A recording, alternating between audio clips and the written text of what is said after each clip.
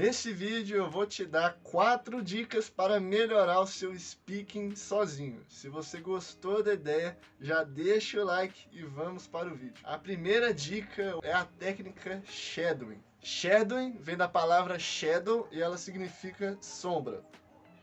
Essa técnica ela consiste em você reproduzir a cena de uma série ou filme, por exemplo, e ao mesmo tempo que você escuta o que o personagem fala, você repete em voz alta, tentando imitar ao máximo a expressão, a entonação, a pronúncia e o sotaque do falante original. E um bônus também, né, é que essa técnica te ajuda a treinar o seu listening, porque você aprende a reconhecer o connected speech. Connected speech, ou discurso conectado, é um nome chique para quando os nativos falam muito rápido, assim, de maneira embolada, quando eles misturam as palavras umas nas outras. Por exemplo, nessa cena aqui de The Office. Michael, I like the sound of your voice. You know what I'm gonna do?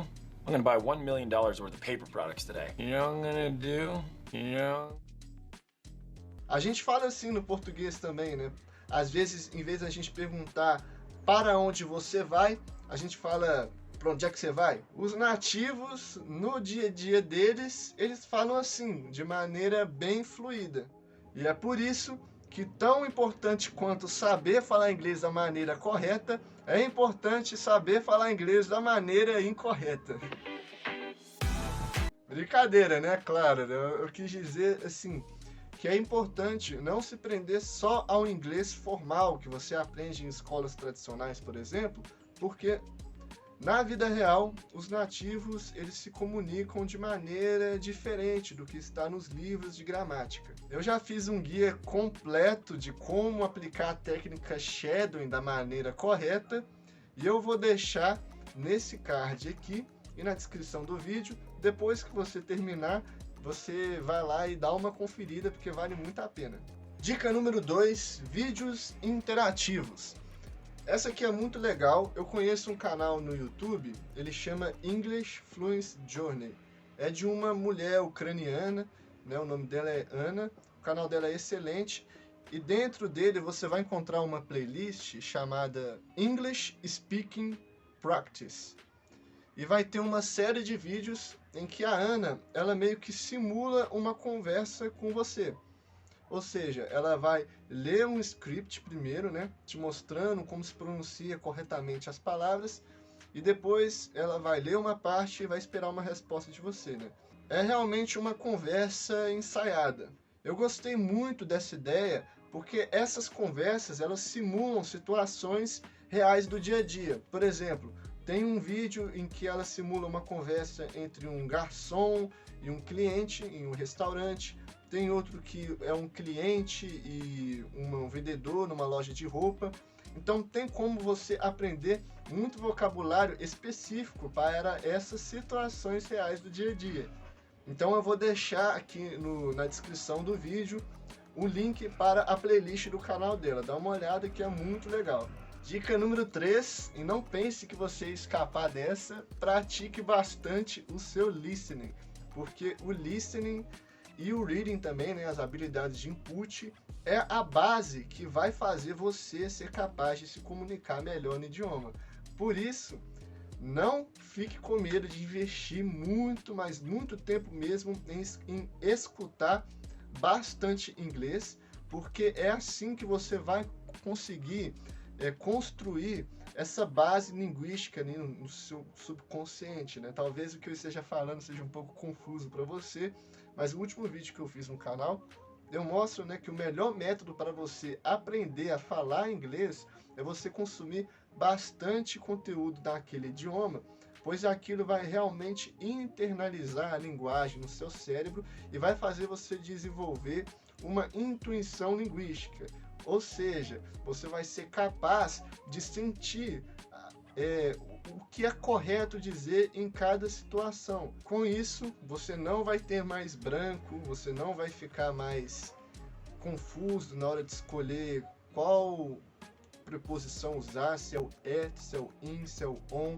É somente com a exposição massiva no idioma que você consegue desenvolver essa espécie de sensor-aranha, digamos assim, do inglês, né? A quarta dica é: ache um professor. Ah, vá, essa aqui parece bem óbvia, né?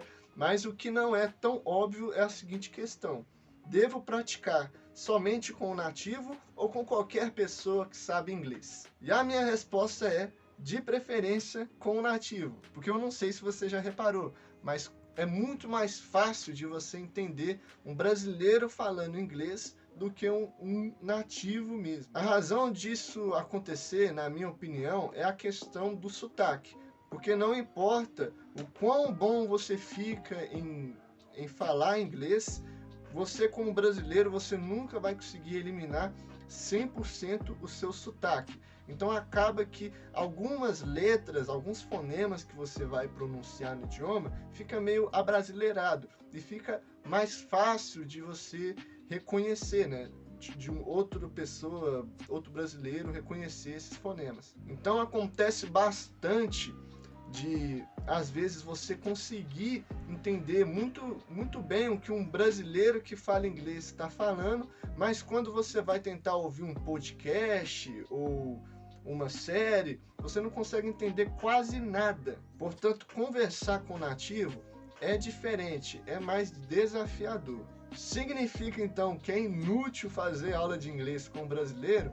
De jeito nenhum. Isso vai depender de quanto tempo ele tem de experiência com o idioma. Ou seja, se ele for uma pessoa que é fluente há muito tempo e ele trabalha com isso e ele fala inglês todos os dias, você pode ter certeza que ele vai ser uma boa influência para você. O que eu não recomendo é que você pratique a sua conversação com outras pessoas que ainda estão no processo de aprendizado, que ainda estão no nível assim, bem intermediário. Porque o que acontece nessas situações é que vocês praticam a conversa um com o outro, mas às vezes um fala uma coisa errada e o outro não sabe como corrigir.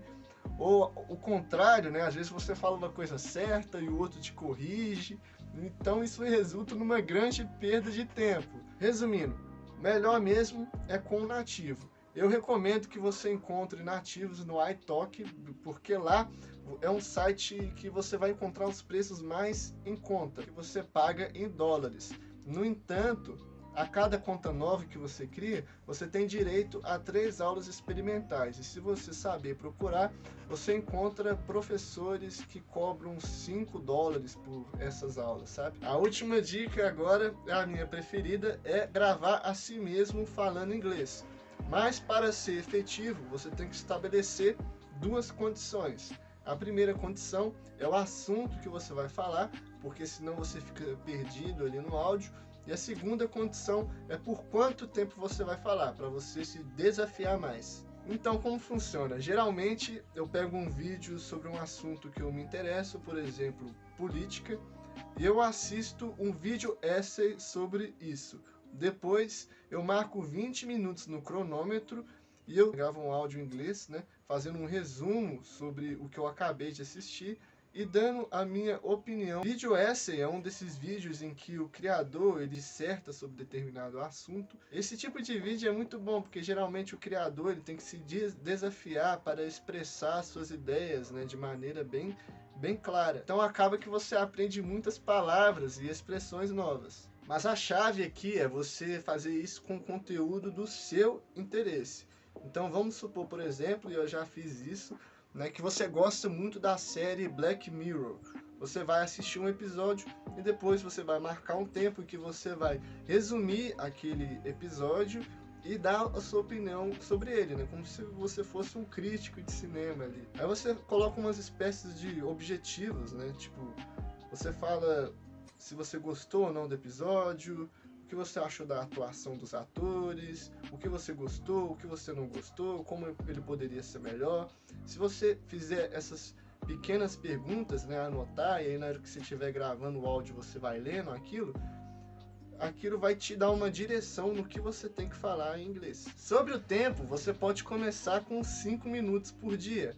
E depois você vai aumentando 1 minuto a cada semana. Foi assim que eu comecei também. Eu te garanto que esse exercício é muito divertido e você vai começar a falar até para mais. No entanto, se você estiver naquele nível do início do intermediário ou mesmo no nível básico, você vai ter um pouco de dificuldade de expressar as suas ideias em inglês, porque você ainda não desenvolveu aquela intuição linguística que eu te falei, sabe?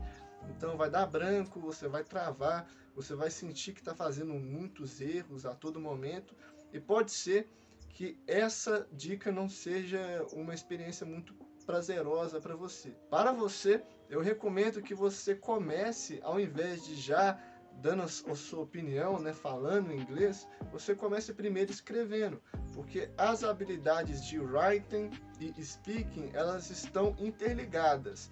Ambas, elas são output, ou seja, elas trabalham a sua habilidade de expressão da língua. Então você pode escrever primeiro, corrigir no Google Tradutor para ver se não tem nenhum erro, e depois você lê o que você escreveu em voz alta, se gravando, corrigindo a pronúncia e etc. Na minha opinião, essa é a melhor maneira de praticar o seu speaking sozinho, porque é gratuito, fácil e divertido. E eu explico em detalhes como utilizar esse método neste vídeo aqui.